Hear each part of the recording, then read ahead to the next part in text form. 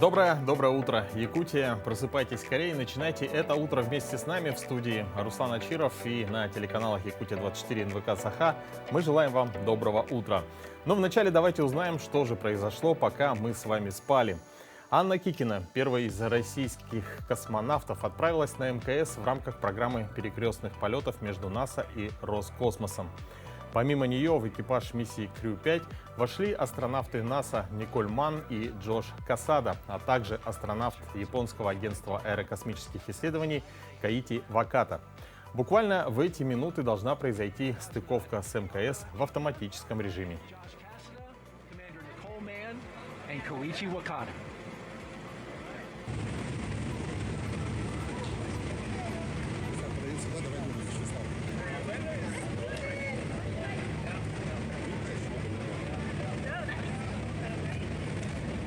Five, four, three, two, one. Ignition, engines full power, and liftoff. Go Crew 5. Stage 1 Alpha. Copy 1 Alpha. Vehicle is pitching downrange. А следующие две новости о новых рекордах. Анастасия Диадорова стала серебряной медалисткой летних игр паралимпийцев «Мы вместе. Спорт» на дистанции 50 метров вольным стилем. Мы поздравляем нашу землячку с этой победой. Еще одна якутянка, Лариса Троева, установила личный рекорд трюк с самым высоким человеком, трехкратным рекордсменом России Сергеем Ильиным. Его рост 2 метра 25 сантиметров, а вес 135 килограмм. Только диву даешься, как такая хрупкая и маленькая девушка способна удерживать такой вес. Это еще раз доказывает, что человек при желании может преодолеть любые испытания.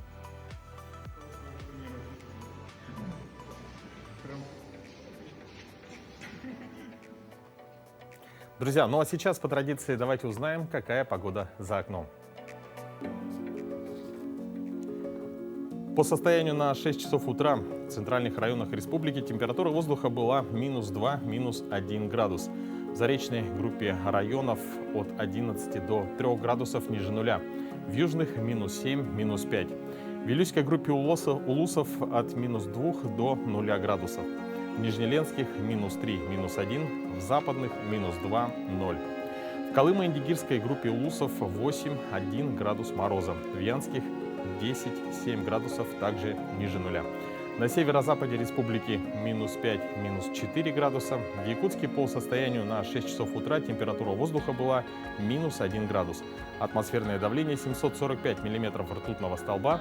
Ветер юго-западный 2 метра в секунду. Сегодня днем переменная облачность, температура -3, +1 градус. Но погоду мы узнали, а чем запомнился этот день в истории, мы узнаем из нашей постоянной рубрики «Даты и события». На календаре 6 октября, и в этот день празднуют Всемирный день охраны мест обитания, День российского страховщика, День поминовения в Туркменистане. По народному календарю в этот день отмечали память девы Раисы Ираиды Александрийской. На Руси существовал интересный обычай для этого дня. Люди, у которых были проблемы с деньгами, гадали о своей судьбе по воде. В то же время это считалось делом бесполезным, и пересчитывать свои беды было вовсе запрещено. Говорили, сколько насчитаешь, столько и накликаешь. Приметы. С Ираиды начиналась настоящая холодная осень. Хозяйки готовили блюда на левушке. Также старались привлечь удачу, чтобы быть с прибылью, в кошелек клали монету с изъяном. В этот день Наполеон даровал новую конституцию Голландии, в Париже открыто кабаре «Мулен Руж», в Нью-Йорке прошла премьера первого звукового фильма «Певец джаза», войска 3-й ударной армии Калининградского фронта освободили город Невель, футболисты киевского «Динамо» стали обладателями Суперкубка Европы, родились в этот день Луи Филипп I, король Франции, Михаил Бабушкин, советский полярный летчик, герой Советского Союза. Джанет Гейнор, американская актриса, первая обладательница премии «Оскар». Сергей Соболев, русский, советский математик, кибернетик, герой социалистического труда. Борис Михайлов, советский хоккеист, двукратный олимпийский чемпион, заслуженный мастер спорта и заслуженный тренер России. Екатерина Градова, советская актриса театра, кино и телевидения. Дмитрий Губерниев, российский телеведущий, спортивный комментатор, лауреат премии ТЭФИ. Именины празднуют Андрей, Иван, Иннокентий, Ираида, Петр, Раиса, Николай. Каждое утро, начиная новый день, мы стараемся улучшить нашу жизнь. Пусть это будет уборка дома, сортировка мусора, забота о своем здоровье, своих близких, то есть стремимся к устойчивому развитию. А что входит в это понятие в более широком смысле, об этом мы поговорим с нашей утренней гостьей Натальей Тюкавкина, начальник управления устойчивого развития Алмаз-Энергобанка. Доброе утро. Доброе утро, Руслан. Ну, Наталья Владимировна, скажите, в последнее время все чаще говорят об устойчивом развитии. Что это такое? Ну, вот если объяснить простыми словами. Да, действительно, в последнее время мы все чаще слышим такой термин, как устойчивое развитие, и в первую очередь это связано с тем, что с экономическим ростом мы сталкиваемся с колоссальными изменениями, которые происходят в мире в таком общепланетарном масштабе. Это связано с экологической нагрузкой, растет количество отходов, увеличивается потребление ресурсов. Все это не может не сказываться на климате. Мы все чаще сталкиваемся с социальными вопросами, социальными проблемами. И для того, чтобы эту ситуацию нивелировать бизнесу и каждому из нас, необходимо более ответственно подходить к своей ежедневной деятельности. По большому счету, устойчивое развитие – это такой некий баланс между экономикой, экологией, социальным развитием, без ущерба для наших следующих поколений. То есть задумываясь о том, как мы и что мы оставим нашим детям. Безусловно, драйверами такого устойчивого развития на сегодняшний день является бизнес. Именно он продвигает эту повестку. И для того, чтобы бизнесу реагировать на такие современные запросы, когда он сталкивается с такими серьезными проблемами, нужно видеть те риски, которые кроются за этими проблемами. Мы приходим к такой новой некой методологии, к новому экономическому мышлению, когда отдаем себе отчет не только о том, к какому коммерческому успеху мы хотим прийти, но и какой эффект экологический и социальный имеет наша деятельность на текущий момент. А почему банку важно заниматься устойчивым развитием? Вообще благополучие и ответственность за процветание нашего общества – это такая часть нашего ДНК, это один из ключевых наших приоритетов. Мы и наши клиенты ведем свою деятельность на территории республики. Якутия – это регион таких хрупких экосистем, и ведя свою деятельность, мы просто не имеем права нарушить их. Вообще в своей деятельности мы имеем такое прямое и косвенное влияние на устойчивое развитие. Под прямым влиянием мы имеем в виду такую операционную нашу деятельность.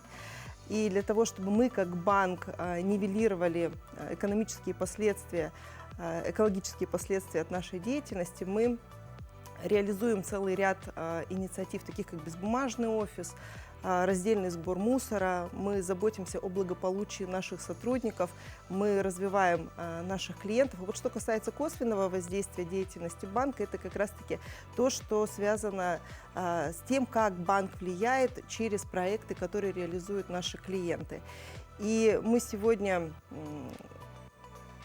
имеем доверие 30% бизнеса, который работает на нашей территории. Для нас это колоссальные возможности, чтобы поставить бизнес на новые устойчивые рельсы и сделать этот путь малого бизнеса более бесшовным. Поэтому мы в целом заботимся об экономическом процветании нашей республики и о благополучии наших клиентов. Поэтому для нас, конечно, важна тема устойчивого развития. Но у вас в банке создано целое управление по устойчивому развитию. Кто в него входит и чем конкретно занимается это управление? Да, действительно, в 2022 году в Алмаз-Энергобанке выделено управление по устойчивому развитию. Одна из ключевых наших функций, так называемая методологическая. Мы занимаемся анализом лучших практик, трендов. Мы смотрим, какие особенности, локальные особенности ведения бизнеса в Якутии необходимо учитывать при разработке наших продуктов. И дальше мы эти особенности, эти находки, эти решения опускаем на уровень наших подразделений. Здесь еще раз отмечу, что устойчивое развитие – это не отдельная функция, это новый формат мышления, значит, все наши подразделения вшивают эти смыслы в свою ежедневную практику, чтобы совместными усилиями мы добились нашей большой цели. Отлично. А какие из направлений работы по устойчивому развитию наиболее приоритетные для вас? Ну, я считаю, что на текущий момент одним из важных направлений является выстраивание социальных партнерских отношений. Ведь устойчивое развитие – это тема достаточно широкая и комплексная. Решить ее можно только объединив усилия власти, бизнеса и общества. И делиться сегодня своими находками, решениями, практиками, совместно реализовывать инициативы – это, наверное, важная составляющая, которая поможет нам стабилизировать и социальные вопросы, и экологические вопросы решить, ну и, безусловно, добиться какого-то экономического роста. Важным вопросом является и экологическая ответственность бизнеса на сегодняшний день, развитие человеческого ресурса, человеческого потенциала. А все это, по большому счету, цели устойчивого развития, на решение которых мы направлены сегодня. А какие дальнейшие планы по устойчивому развитию у вашего банка? В 2023 году мы будем готовы представить широкой общественности нашу программу устойчивого развития. Мы на сегодняшний день рассматриваем 5 ключевых направлений. Во-первых, это нивелирование экологических последствий деятельности банка на экологию и на климат. Во-вторых, это развитие человеческого ресурса и человеческого потенциала. Важным для нас является социальное партнерство и развитие местных сообществ.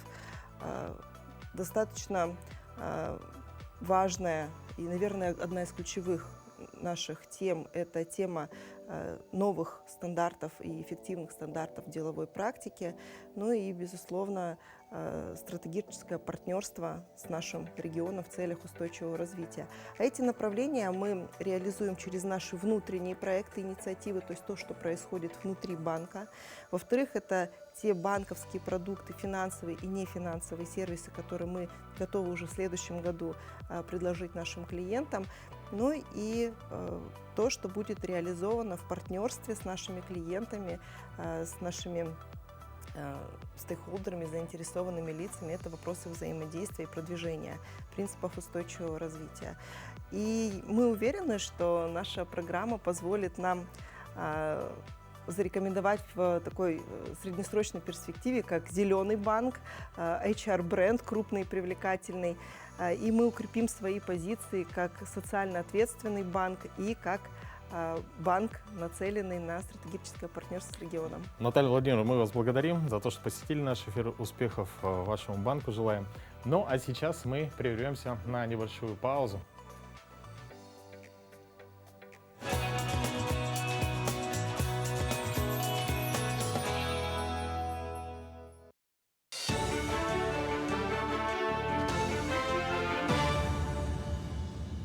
Коллеги, доброе утро. Доброе утро, Якутия. Сейчас блок новостей. Постпредство Якутии на Дальнем Востоке оказывает помощь в доставке гуманитарных грузов мобилизованным якутянам. Воинские части Хабаровского и Приморского краев продолжают поступать гумпомощь. Постпредство передало груз, собранный штабом «Якутия с тобой» в Уссурийск. В состав входят медикаменты и предметы для личного пользования.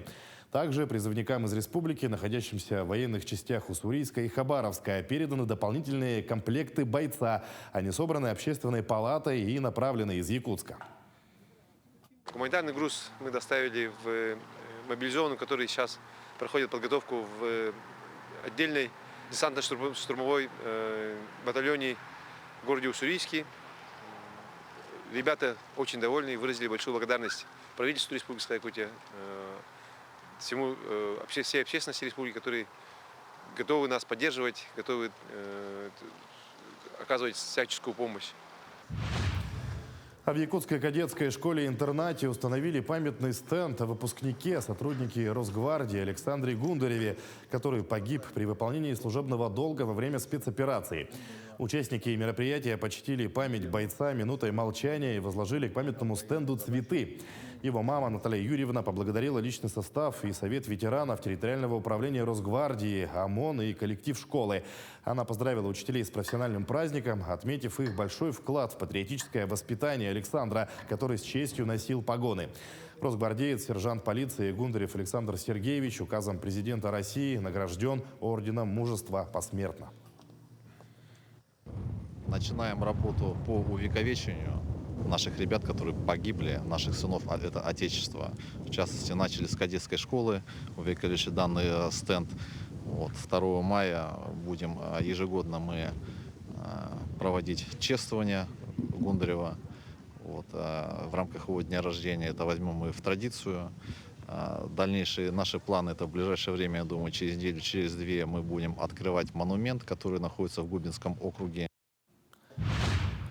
Высокий спрос на участие в программе соцгазификации отмечают в Якутии. При плане в более 2000 домовладений заключили 3262 договора на исполнение в текущем году. А всего в этом году принято почти 4500 заявлений. 2845 газопроводов уже безвозмездно подвели к границам земельных участков заявителей. Строительно-монтажные работы с прокладыванием газораспределительных сетей завершают в Хангаласском, Чурапчинском, Улусах и в городе Якутске.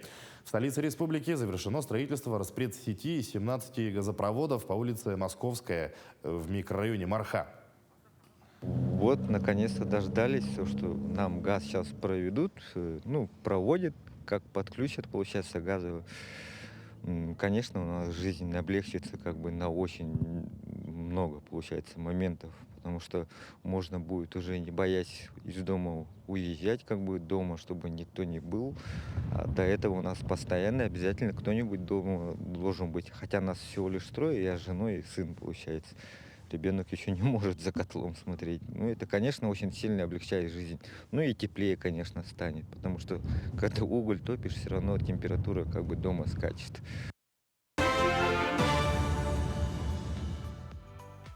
Доброе утро, Якутск, Мирный, Алдан, Нерюнгри, Ленск, Алекминский, жители всех остальных городов и сел нашей необъятной Якутии. Наша дружная телевизионная бригада каждое утро приезжает на работу в 6 утра, чтобы пожелать вам добра и настраивать на новый трудовой день. Но раньше нас, наверное, встают только дворники. Например, я утром по пути встречаю подметающих улицы людей, иногда даже они мне улыбаются, и сразу поднимается настроение. Так что улыбайтесь чаще, желайте друг другу добра. И, кстати, следующий сюжет как раз о дворнике, труд которого ценят не только люди. Дворник из Кутаиси Ситамаз Газалишвили стал популярен после того, как в сети распространилось видео, на котором он кормит бездомных животных. Голуби и дворовые собаки не отходят от мужчины ни на шаг и сопровождают его во время уборки улиц. По словам Газалишвили, любовь к животным была у него с детства. Однако мужчина признался, что еще трепетнее стал относиться к братьям меньшим после того, как бездомная кошка спасла его ценой собственной жизни. Однажды мне стало плохо, я заболел, вызвали скорую помощь. А во дворе я обычно играл с рыжей кошкой. Она увидела, что у меня открыта дверь, поднялась на 4-й этаж, прыгнула в мою постель и залезла под мышку. Согрела, как печь. Боли прошли, и она спустилась. Когда помощь уже была не нужна, кошка умерла. После этого случая я стал любить их еще больше. Мужчина говорит, что животные знают, когда он начинает работать, и приходят составить ему компанию во время дневных и ночных смен. Коллеги считают, что у мужчины чрезвычайно доброе сердце. Это такая личность, что неважно, какая погода, снег, дождь, ветер, он купит на свои деньги собакам педигри, пойдет и лично покормит собак, кошек, как детей. А с голубями это вообще чудо. Садятся на него, он кормит их с руки. Дружба между Газалишвили и животными полностью взаимна и становится крепче с каждым днем. Действительно удивительный человек. И не зря говорят, если ты излучаешь добро, то и окружающий мир отвечает тебе тем же. Уважайте труд дворников, старайтесь не мусорить на улицах. И, кстати, стремление к экологичности заставляет людей разрабатывать новые технологии для борьбы с размножением мусорных масс. К числу таких методов относится вторичная переработка отходов, которую называют рециклингом. Наша коллега Дарья Анкехова тоже решила попробовать сделать планету чище и не просто занялась сортировкой мусора, но и собственноручно изготовила полезную вещь из вторсырья. Давайте посмотрим, что из этого вышло. Дорогие друзья, конечно, в рамках испытана на себе мы должны на деле показать, как перерабатывают тот самый полиэтилен и что из него может получиться. И в этом мне поможет Илья Викторович.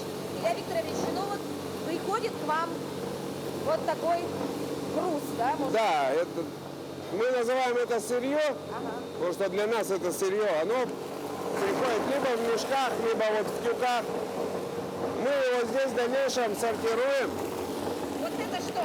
Это полиэтилен обычный, ну, ПВД, да, высокого давления. Это стрейч-пленка, которая уже тоже использованная. Все вот такие вот на нашу экостанцию люди, население сдает это вот дома. Простые пакеты, Обычные пакеты.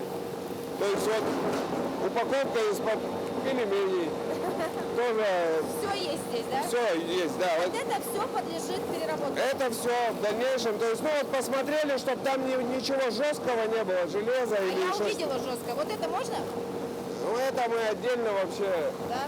А вот это?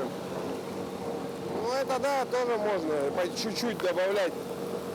Ну главное, В чтобы принципе, немного, ничего да? такого. Вот посуда одноразовая, можно? Тоже добавляется, да. Она. Можно. Это Но на тоже- ней надо смотреть маркировку. Они все сортируются по маркировкам. Здесь ПЭТ-1. Ну, Не подойдет. не подойдет он нам. Не подойдет. Единица.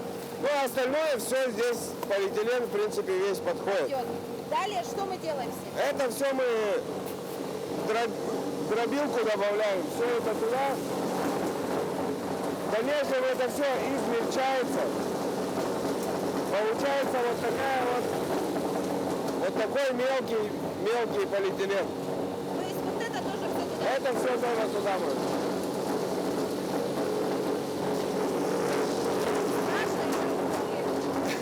И это тоже можно. Да. Все, получается вот такая мелкая. Вот видите, желтенькая пошла. Да, это цветной наш. И сейчас, собственно говоря, вот из этого пластика я сделаю одну тротуарную плитку. Процесс очень интересный, но я думаю, лучше все это на деле показать. Процесс запущен, дорогие друзья. Вот так вот. Отсюда мы получаем уже. Ой, мамочки.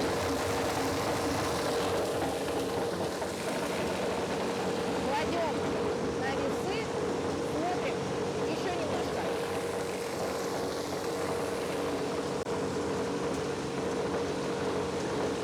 Далее эту коробку мы опускаем в смеситель, и таких коробок должно быть 5, потому что вес здесь 10 килограмм, а нам нужно 50 килограмм полиэтилена и 150 килограмм песка.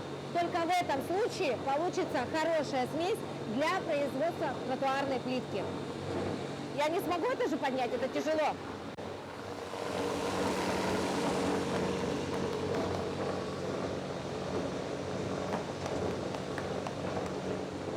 Тот самый измельченный полиэтилен. Дальше песок добавили и краситель, потому что плитка должна быть красного цвета. Ну, как мне сказали в компании, здесь бывает и черный цвет, и зеленый, и синий, но сегодня работаем с красным цветом.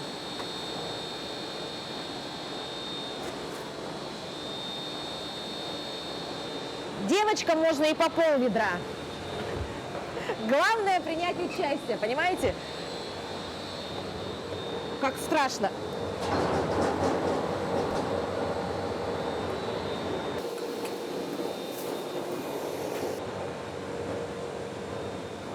Итак, производство в самом разгаре. Обязательно нужно взвесить. Обратите внимание, специальные перчатки, потому что температура здесь порядка 220 градусов. Ну и, конечно, нужно позаботиться о себе. Итак, 860 грамм пресс. Мамочки! Нормально? А дальше нажимаем. Вот эти? Одновременно? Сейчас 70 секунд, они будут под давлением принимать форму. Идеальная форма Все, моих кирпичиков. можете брать. А это не горячо? Нет. А, все очень просто. Вот так легко. Хоп! Хоп, товарищи. Все очень просто. Молодец, Дарья, справилась с поставленной задачей. Ну а я слышал, что помимо тротуарной плитки, эта компания изготавливает экоскамейки из переработанного пластика, которые уже украшают улицы нашей столицы. Помимо всего этого, там же создают бордюрные камни, доски, канализационные люки, черепицу и другие изделия. Вы только представляете, что ваши ненужные мусорные пакеты, полиэтилен, пленка и пластик, возможно, в скором времени заменят некоторые позиции строительного материала. Ну, чем не импортозамещение. Ну а сейчас давайте полюбуемся на изделия, которые сделаны золотыми руками мастеров прикладного творчества города Нерюнгри. В культурно-этнографическом центре Нерюнгринского района представители общественной организации «Саха Аймах» организовали выставку мастеров творческого объединения «Айтик». Сейчас оно насчитывает около 20 участников. В наш именно вот студию «Айтик» приезжают даже с села Иенгра, и они с нами точно так же и занимаются, и с нами дружат, и мы как одна семья, и как один народ, и все вместе именно вот занимаемся пропагандой нашей культуры. Ну, то есть у меня все такие классные мастера, просто рукодельницы. Это, я не знаю, что еще можно сказать. Я прям сама в восторге, и с ними общаюсь, и с ними, находясь рядом, просто беру одухотворение. То есть они вообще на все руки мастера, все, ну, что угодно. Но есть такие вещи, которые, например, только один мастер умеет делать. Вот такую сумку, например, только один мастер. Теперь они все умеют. Вот. То есть они друг друга учат, они друг у друга берут опыт. Кто, как не сами мастера, смогут рассказать о своем творчестве лучше. Поэтому именно они выступают в качестве гидов по миру прекрасного. Разные всякие вот сувениры, украшения делаем. Вот так вот. Это вот мои работы. Вот такие туяски делаем мы из кожи, украшаем. Вот так вот. Здесь можно ложить и украшения, и швейные принадлежности. Ну что, кому что удобно, да, ложить так. Можно положить, и красиво смотрится. Если на комод, на что-нибудь так поставить, очень даже красиво смотрится. И мы занимаемся тоже точечной росписью, да. В этих куклах я хотела отобразить костюмы разных народов Севера. Вот эти вот у меня юкагирочки, мужчина, женщина. Так, а вот это вот скажите, что это? Это костюмы тоже раньше, как у нас в старину изображали в костюмах зверей. Вот это у нас волк, это вот рысь у меня. И вот мне нравятся птицы. Вот это что за? Это праздничные, да? Это птица стерх. Это птица гагара, как прародительница Северной Земли. Кроме выставки, для всех желающих организованы мастер-классы. Мастера делятся секретами изготовления своих изделий и терпеливо помогают участникам, у которых не все получается с первого раза. У нас конечный результат, вот такой цветочек сардана должна быть. Ага. Какое задание вы дали участникам мастер-класса? Что они должны сделать? Они вот такие лепесточки сделать должны, 6 штук. Как у вас получается? Очень сложно. На самом деле, кажется, вроде все просто, понятно любому школьнику, но здесь очень кропотливая работа. Нужно было сначала подстричь ногти, спилить ногти, потому что действительно тут прям очень-очень работает моторика рук, пальчиков, всех-всех-всех. И нужно иметь очень хорошее зрение. Но для начала, конечно, я хочу тоже сказать, что это очень сложно. С стороны это все легко и без проблем, но элементарно я не могу даже бисер поймать на проволочку. Вот. И уже который раз я уже нарекания получаю от мастера, я делаю не так. Выставка и мастер-классы будут работать 3 дня. Каждый день принесет что-то новое для тех, кто захочет научиться создавать настоящие произведения искусства своими руками. На предстоящих мастер-классах я буду делать изделия из кожи, украшения. Ну и хотелось бы попробовать из конского волоса научить плести. Будут туесочки, будут вот примерно вот такие вот обереги. Ну и из конского волоса, возможно, тоже украшения. Все творения ручной работы не оставят равнодушными ни одного посетителя. А для участников мастер-классов это еще и отличная возможность самому попробовать сотворить собственный шедевр и тем самым внести вклад в культурное наследие нашей республики. Ирина Лазаренко, Вадим Барашков, Нерюнгри. Инклюзивный ансамбль «Северные звездочки» из Якутии принял участие в федеральном телевизионном проекте «Большие и маленькие», который посвящен детской и юношеской хореографии. Наши ребята покорили сердца не только зрителей, но и членов жюри проекта, именитых артистов и хореографов. О том, как это было и как же удалось ребятам пройти большой отбор на телеканале «Россия. Культура», расскажем в следующем сюжете.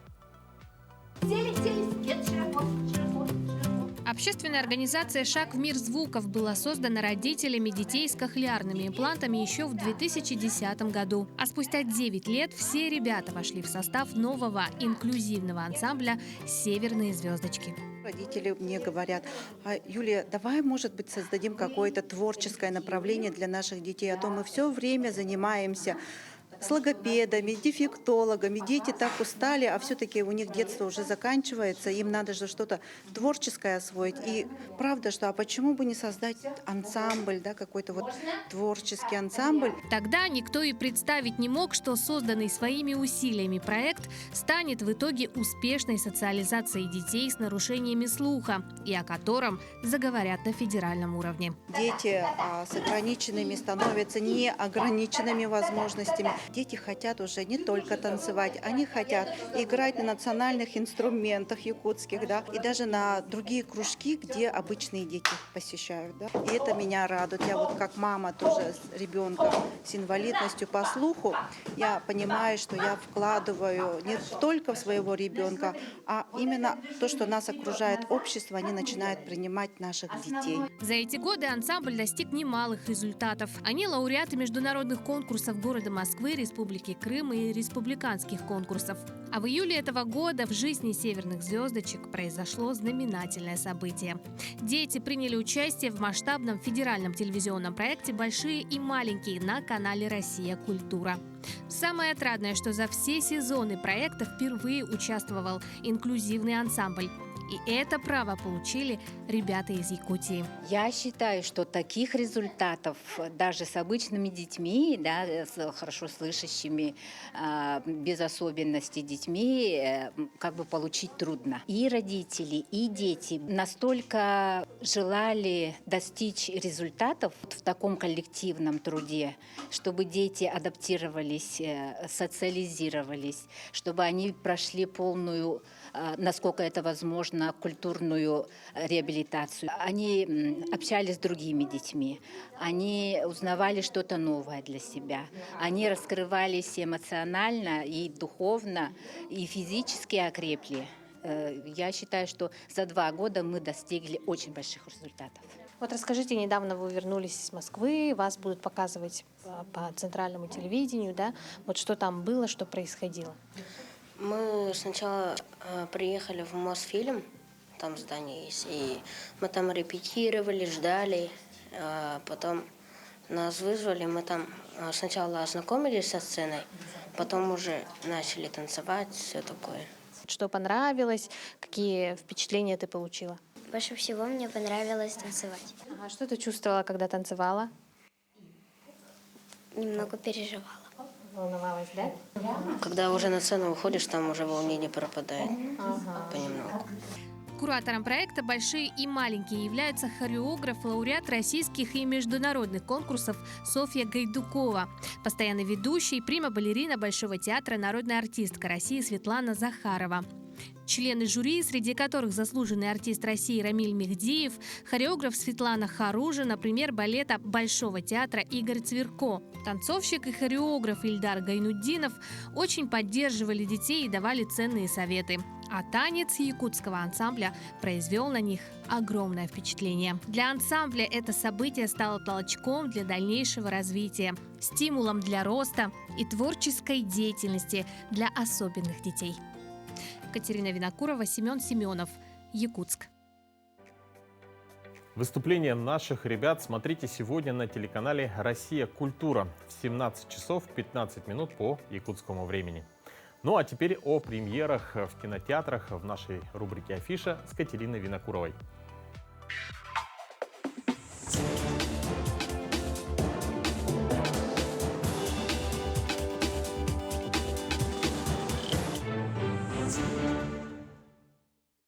Доброе утро!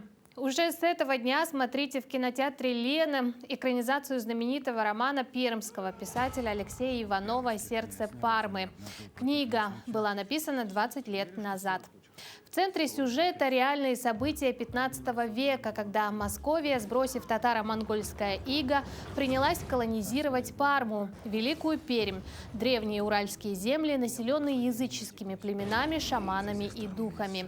На фоне этого цивилизационного конфликта разворачивается история любви молодого князя Михаила и ведьмы, способной принимать облик рыси. Создатели говорят, что не отступали от текста писателя Иванова, а на продвижение картины потрачен бюджет, сопоставимый с затратами на выпуск новогодних блокбастеров. Также стоит отметить, что для актера Сергея Пускипалиса эта киноработа стала последней. Все равно меня победят. Но я должен драться за свою глупую правду. Также в кинотеатре «Лена» продолжается показ якутской кинокомедии режиссера Романа Дорофеева «Зина и Леха. Операция «Хвост и вымя». Комичный дуэт Зины и Лехи начинался с коротких роликов вайнов. На протяжении 3 лет они радовали своего зрителя. Поклонники давно просили снять дуэт полнометражный фильм. Так, с 29 сентября, наконец, мы можем полюбоваться героями и вдоволь посмеяться от их шуток.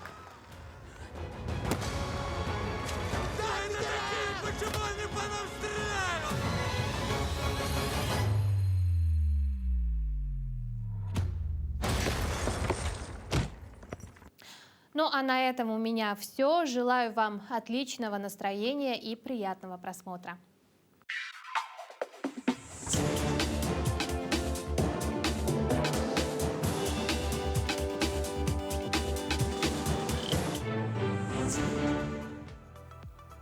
Кстати, спешим сообщить, что в кинопремьере «Сердце Пармы», которая стартует сегодня в кинотеатрах страны, снялась юная якутянка Милена Сафронова.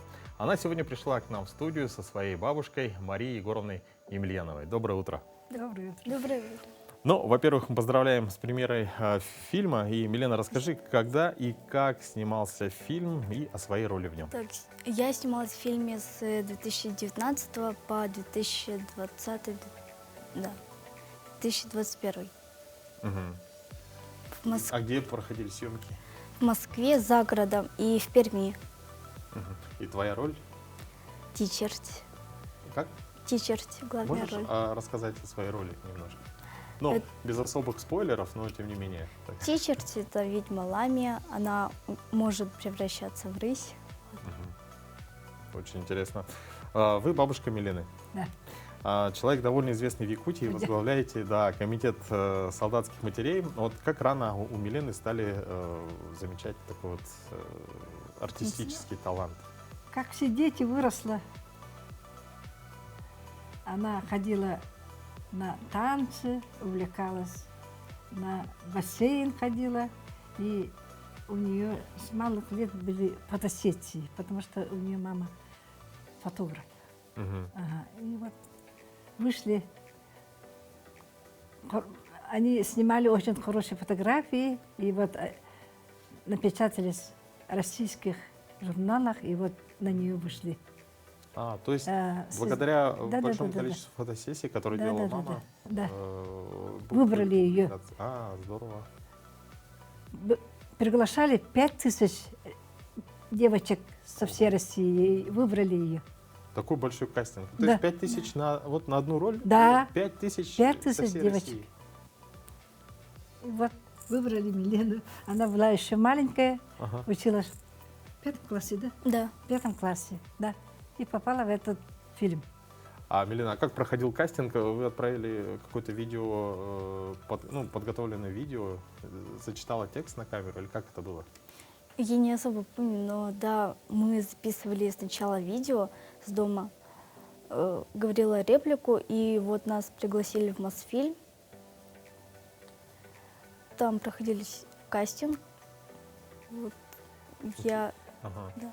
То есть сначала, я так понимаю, все 5000 участниц присылали видео с репликами, а потом уже отбор был Отбор еще был, да. поэтапный. Отсели и выбрали Милену. Милена, расскажи о себе, где учишься, где живешь, Мне какие у тебя увлечения? Мне 14 лет, я учусь в московской школе. Я увлекаюсь рисованием, учусь играть на гитаре. Ну и все, в принципе. Да, ну у вас очень творческая семья. Ваш дед, да, получается, прадед Милены, один из основоположников якутской литературы, Непадис Сафронов Алампа. Может, этим объясняются вот, творческие таланты Милены, как думаете? Конечно, гены есть. Гены. Потому что Алампа в Якутии стоял на истоках образования театра, кино, газеты «Кым» и это журнал «Чолбон». И образовали Алампа со своими друзьями музей наш. Вот так. Действительно. Да. А скажите, вот, Милена, как тебе работалось на съемочной вот, площадке с известными российскими актерами? Вот, они помогали тебе как-нибудь?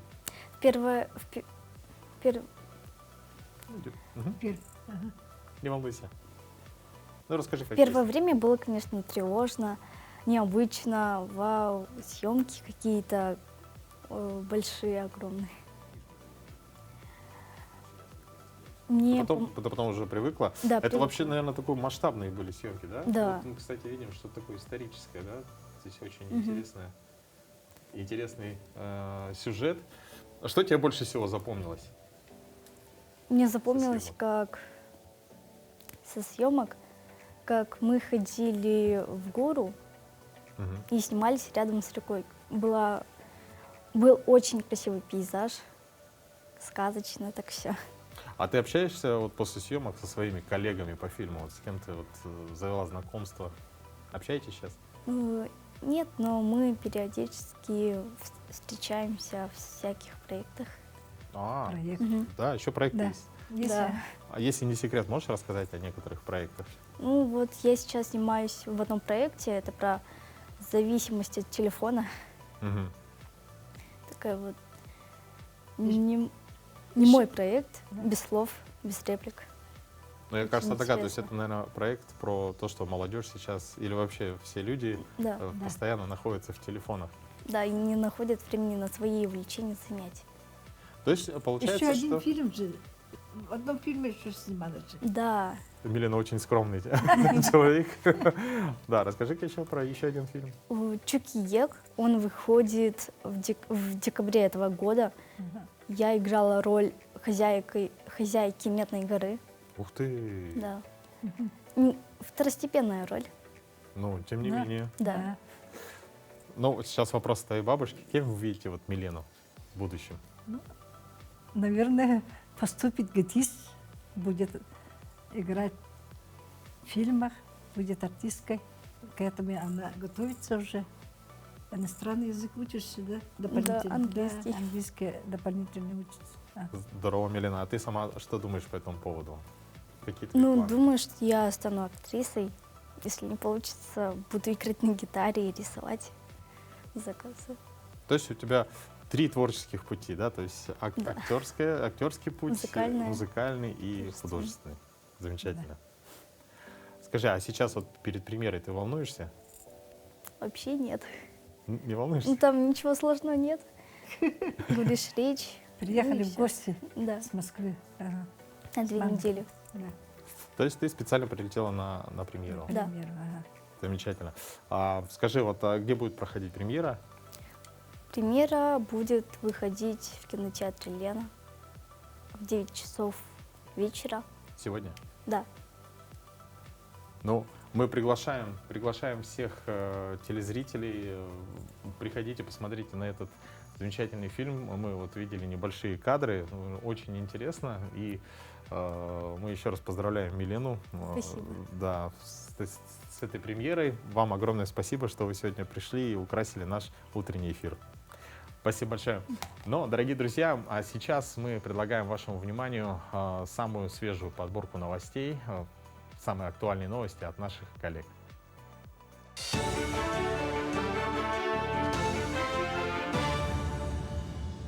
Якутия, доброе утро. Далее блок новостей. Общественная женская организация Горного района совместно с психологическим центром села Бердигистях открыли добровольческий штаб в поддержку мобилизованных. Штаб занимается сбором гуманитарной помощи. К акции присоединились общественные представители, районная администрация, предприниматели и организации. Они собрали продукты питания, теплые вещи, хозтовары первой необходимости, медикаменты. Также оказывают психологическую поддержку семьям и близким мобилизованных. И совместно с женским клубом мы проводим гуманитарную помощь мобилизованным гражданам. Также, помимо этого, мы проводим психологические консультации, индивидуальные и групповые. На данный момент у меня пришли консультацию 4 человека. И буквально вчера мы провели групповой тренинг по снятию тревожности и релаксации. 36 педагогов-наставников в следующем году получат премию главы республики в размере 100 тысяч рублей как знак признания их заслуг. Об этом на 14-м съезде учителей и педагогической общественности региона объявил Айсе Николаев. Лучших педагогов выберут жители каждого муниципального района и городского округа Якутии. Глава региона также обозначил одну из ключевых задач системы образования – дальнейшее укрепление и развитие системы патриотического воспитания.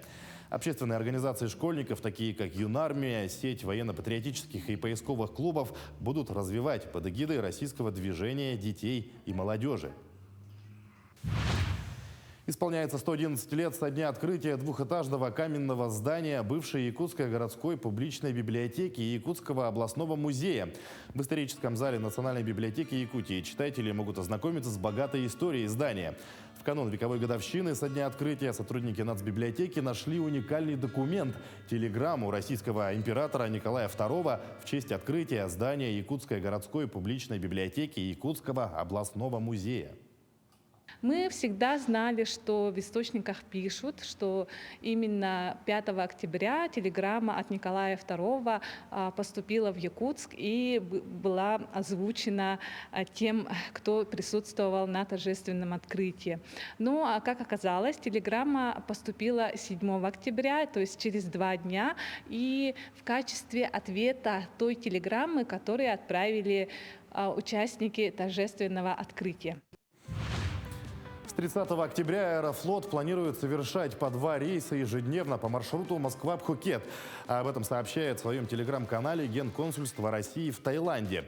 По данным дипмиссии, разрешение таиландской стороны на выполнение российским авиаперевозчикам полетов получено.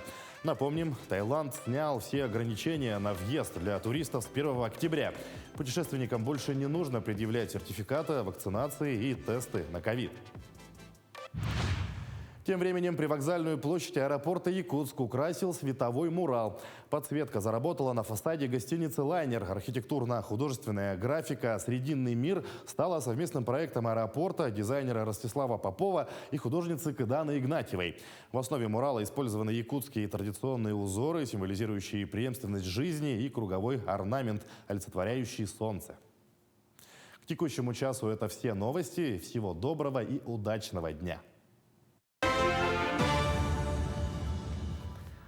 Спасибо, коллеги. Ну а сейчас наша традиционная по четвергам рубрика «Пусть мама придет». 6-летний Ганя и его 2 сестренки, 2-летняя Кюней и годовалая Сахая, находятся в одном из учреждений. И мы надеемся, что после этого сюжета для них найдется любящая и дружная семья. Знакомьтесь, это родные брат и сестры Гаврил, Кюней и Сахая. Ганя, ему 6 лет, он очень любопытный, любит играть, его интересуют разные игры, всегда очень эмоциональный, что-то увидит, сразу он это обсуждает, говорит. Кюней, его младшая сестра, ей 2 года, она вот хозяюшка у нас, помощница, любит играть посудкой, кукол прямо качает, все время носит. Ганя очень помогает сестре одеваться, за ручку все время ее держит.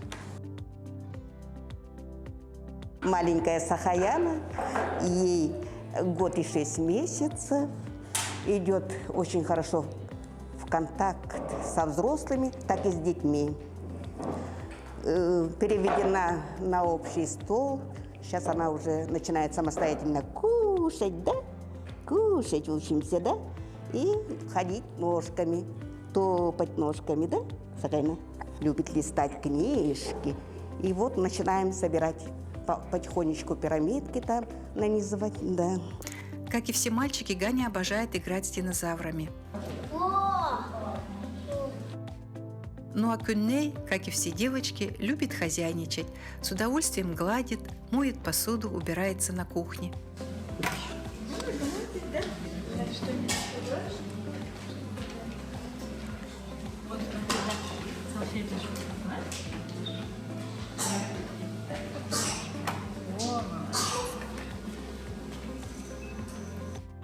Маленькая Сахая, играя одна, никогда не остается без внимания сестренки. Мы надеемся, что для Гани, Кюнней и Сахаи найдется семья.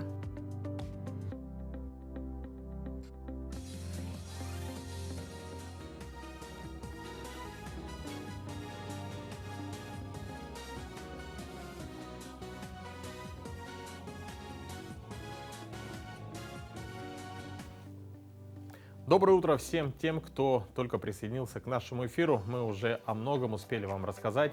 Ну а если вы что-то пропустили, то всегда можете посмотреть записи нашей программы, а также некоторые наиболее интересные сюжеты мы публикуем на нашем телеграм-канале «Утро Якутии». Поэтому подписывайтесь и будьте всегда с нами.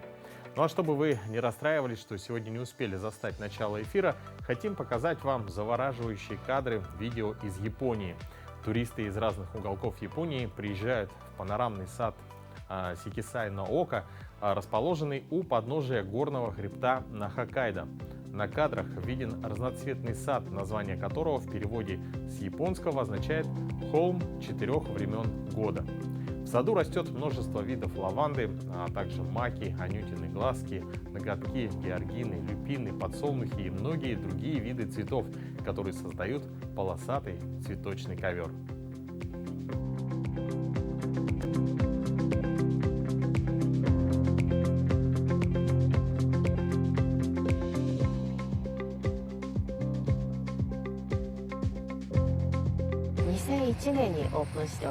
Мы очень аккуратно вручную высаживаем все цветы, за исключением многолетних растений. Этим занимаются около 10 сотрудников. В дождливую погоду прополка растений затрудняется, поэтому иногда нам приходится бороться и с дождем, и с сорняками. Сезон цветения проходит с весны по осень, и в этот период появляется около 350 тысяч цветов. Несмотря на завершение сезона, в октябре в сад можно приезжать и зимой, чтобы насладиться красивым панорамным видом на снежный покров.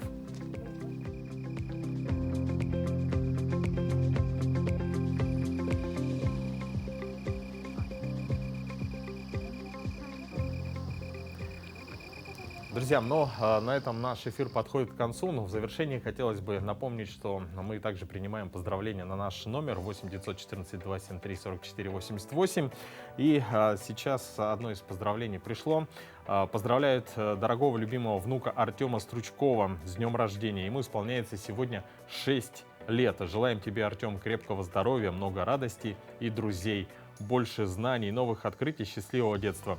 С самыми хорошими пожеланиями мама, бабушка, дедушка с Якутска, родственники с Хатас и Крыма. Ну, дорогие друзья, мы желаем вам всего самого наилучшего и также напоминаем про то, что вы всегда можете принимать участие в наших прямых эфирах, отправлять ваши вопросы нашим гостям в студии, поздравления со знаменательными датами. Ну и вообще можете предлагать ваши идеи для наших сюжетов. У нас есть телеграм-канал, его адрес вы видите сейчас на своих экранах. Там мы выкладываем самые интересные сюжеты, ну и, конечно же, общаемся вместе с нашими подписчиками. Но на завтра мы позвали в гости представителей Федерации профсоюзов, которые расскажут о предстоящей всероссийской акции «За достойный труд» и как в нем принять участие. Это ждет вас в завтрашнем эфире. Также будет видео поздравления российских космонавтов с Международным днем почты. Ну а наш шеф-повар научит готовить очередной вкусный и полезный завтрак. Какие ингредиенты для этого нужны, ищите на нашем телеграм-канале. Ну а также мы познакомим вас с ансамблем из города Покровска, Ямщицкий перезвон. И это еще далеко не все темы завтрашнего выпуска. Так что не пропустите и смотрите на телеканалах Якутия-24 и НВК Саха передачу «Утро Якутии». Ну а в свою очередь я желаю вам всего самого наилучшего, хорошего, бодрого начала дня, чтобы сегодняшний рабочий день вам принес все только самое позитивное и полезное. Это была программа «Утро Якутии» на каналах Якутия-24 НВК Саха. В студии работал Руслан Ачиров. До завтра.